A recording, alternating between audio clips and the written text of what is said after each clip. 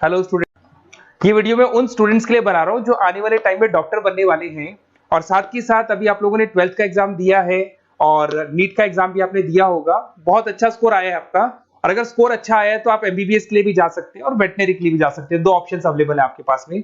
अब देखिए, इसके अंदर जो डॉग लवर्स हैं या फिर अपन बोल सकते हैं जो एनिमल लवर्स हैं, इसमें सारे एनिमल्स कवर होते हैं, वो लोग इस वेटनरी वाले ऑप्शन को चूज कर सकते हैं। बहुत अच्छा ऑप्शन है, इसमें बहुत अच्छी अच्छी कैरियर अपॉर्चुनिटीज मिलेगी, बहुत अच्छा पैकेज मिलेगा और फ्यूचर ग्रोथ बहुत अच्छा है इसके अंदर। अभी अपन लोग डिस्कस करने वाले हैं veterinary, what is veterinary doctor, veterinary doctor क्या करता है, कैरियर अपॉर्चुनिटीज क्या क्या मिलेंगी इसमें, सैलरी क्या मिलेगा इसके अंदर, इंडिया में क्या सैलरी है और अब्रॉड में क्या सैलरी मिलेगा आपको, गवर्नमेंट कॉलेजेस क्या चार्ज करते हैं फीस, प्राइवेट कॉलेज क्या चार्ज करते हैं, पूरा डिटेल में डिस्कस करेंगे। कहां एडमिशन लेना चाहिए, कितनी फीस पे लेना चाहिए, स्कॉलरशिप कितना मिलेगा, कम से कम बजट में कौन सा कॉलेज मिलेगा, इसको अपन बिल्कुल डिटेल में डिस्कस करने वाले हैं। चलो शुरू करते हैं। अब देखिए, एक वेटनरी डॉक्टर करता क्या, what the veterinary doctor will do. तो वेटनरी डॉक्टर बहुत सारे काम करता है। डायग्नोस्टिक का काम है, उसका ट्रीटमेंट का काम है, सर्जरी का काम है, प्रिवेंशन क्योर का काम है, इमरजेंसी केयर के लिए आपका जो एनिमल वेलफेयर हो गया, क्लाइंट एजुकेशन हो गया, ये सारे काम को करता है। जैसे अगर अपन डायग्नोस्टिक की बात करें तो एनिमल्स का एग्जामिनेशन करना है, उसका एक्सरे करना है, ब्लड टेस्ट करना है, उसमें वो काम करेगा।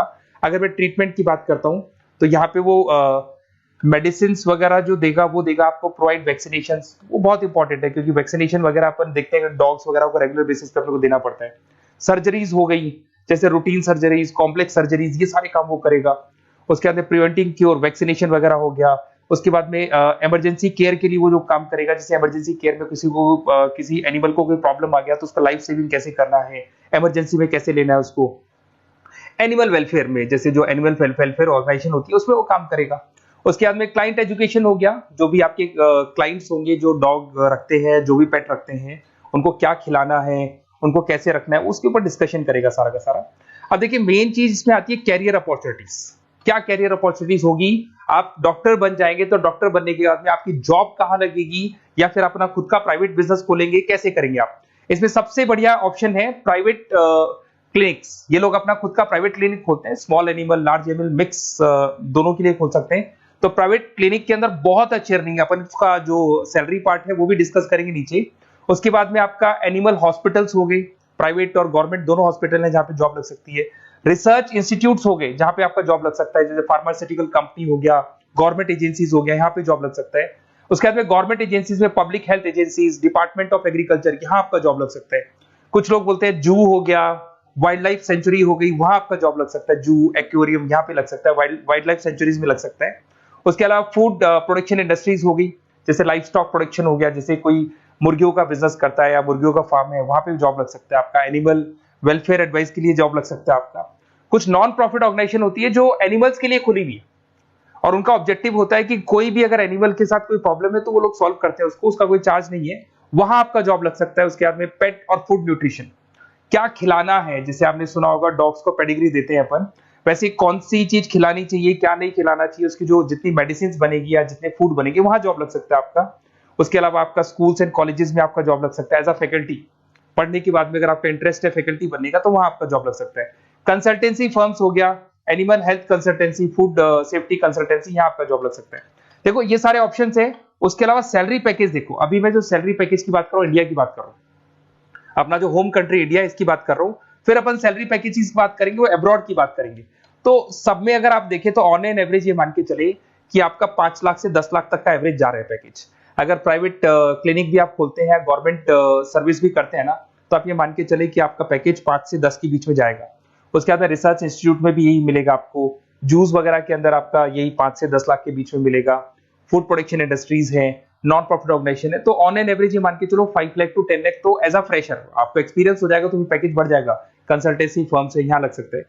बट अगर आप अब्रॉड का प्लान कर रहे हो ना, तो अब्रॉड के अंदर तो ये मान के चलो कि आपका जो सैलरी है उसके अंदर बहुत जबरदस्त मल्टीपल इंक्रीमेंट होने वाले हैं। अगर आप अब्रॉड का प्लान कर रहे हैं, अगर यूएस में अगर आपका जॉब लगता है तो मान के चले ऑन एन एवरेज $1 लाख है एनुअली। तो अगर $1 लाख का मतलब मान के चले तो 83 या 80 रुपीज राउंड फिगर में मानोगे तो भी 80 लाख रुपए आपको मिले। तो इसके अंदर एक बहुत अच्छा ऑप्शन है कि आप एज अ डॉक्टर बन के अब्रॉड भी जा सकते हैं। कुछ लोग हैं जो नहीं जाना चाहते बट कुछ जाना चाहते हैं तो जा सकते हैं, इसमें अब्रॉड भी जा सकते हैं।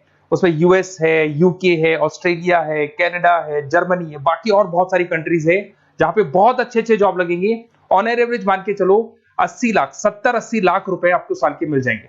ये सारे ऑप्शंस हैं। अब मेन चीज पे आते हैं। देखो सीधी सी बात है, अगर इसको करना है तो उसको करने के लिए नीट में स्कोर कितना चाहिए, गवर्नमेंट कॉलेज क्या मांगेगा, प्राइवेट कॉलेज क्या मांगेगा। अगर मैं गवर्नमेंट कॉलेज की बात करता हूं तो नीट में मिनिमम 450 का मार्क्स चाहिए आप। अगर नीट में 450 मार्क्स नहीं है, प्लस आपका 12th में 50% कंपल्सरी, फिजिक्स, केमिस्ट्री, बायो से होना चाहिए, 50% होना चाहिए, और साथ के साथ नीट के अंदर 450 मार्क्स चाहिए। 5.5 साल का कोर्स है। गवर्नमेंट कॉलेज में अगर आपको मिल जाता है तो सबसे फर्स्ट ऑप्शन यही रखेंगे आप। यहां पर आपका 2 लाख रुपए फीस मान के चलो तो 8 लाख रुपए में आप ये मान लो 8-10 लाख के अंदर अंदर, मतलब मैक्सिमम 10 लाख का खर्चा मान के चलो, इसके अंदर अंदर आपका कंप्लीट कोर्स हो जाएगा अगर गवर्नमेंट कॉलेज मिलता है। बट अगर आपका स्कोर कम है तो मैं आपको एडवाइस करूंगा गो फॉर प्राइवेट कॉलेज, क्योंकि आगे स्कोप बहुत अच्छा है कि वापस जब आप कहीं अब्रॉड जाते हैं या फिर कहीं और जॉब करेंगे तो निकल जाता है सारा पैसा, कोई दिक्कत नहीं है। प्राइवेट कॉलेज के अंदर नीट अपीयर चाहिए। अगर आपका स्कोर कम भी है तो भी चलेगा, नीट अपीयर है तो भी चलेगा। साथ के साथ अगर यहाँ पे ड्यूरेशन देखे तो वही कॉमन रहेगा। बट प्राइवेट कॉलेज में फीस बहुत हाई है। देखो आप 5.5 से लेके 7 लाख पर एनम मान के चलो तो पूरी फीस मान लो कम से कम 30-35 लाख के आसपास फीस बैठती है आपकी। अब इसमें हॉस्टल भी इंक्लूड नहीं है, हॉस्टल का अलग से चार्जेस लगने वाला है आपका। अब मैं जो आपको बताने वाला हूं उसको ध्यान से सुनना। प्राइवेट कॉलेज में बहुत सारे कॉलेजेस हैं जो लोग स्कॉलरशिप पे एडमिशन लेते हैं, बच्चों को पता ही नहीं उन कॉलेज के बारे में। वहां पर हॉस्टल भी इंक्लूड हो जाएगा, स्कॉलरशिप भी मिल जाएगा, और बहुत मिनिमम फीस में आपका एडमिशन हो जाएगा। इतना फीस आपका लगेगा ही नहीं, आप ये मान के चलो। तो उन सारे कॉलेजेस का अपन डिटेल में डिस्कस करेंगे। मेरा नंबर आप लोग के पास है, इस पे जैसे आप कॉल करेंगे तो या तो मैं रिसीव कर लूंगा, अगर मैं रिसीव नहीं करूं तो आप मेरे को मैसेज डाल के छोड़ना, मैं हाथों हाथ डिटेल, मेरे जो डिटेल काउंसलर्स हैं उनसे मैं बात करा दूंगा, वो आपको डिटेल में सारा डिस्कस करेंगे। Okay, best of luck. कोई प्रॉब्लम हो, ये नंबर है मेरा, इस पे कॉल कर सकते हैं। Okay, best of luck.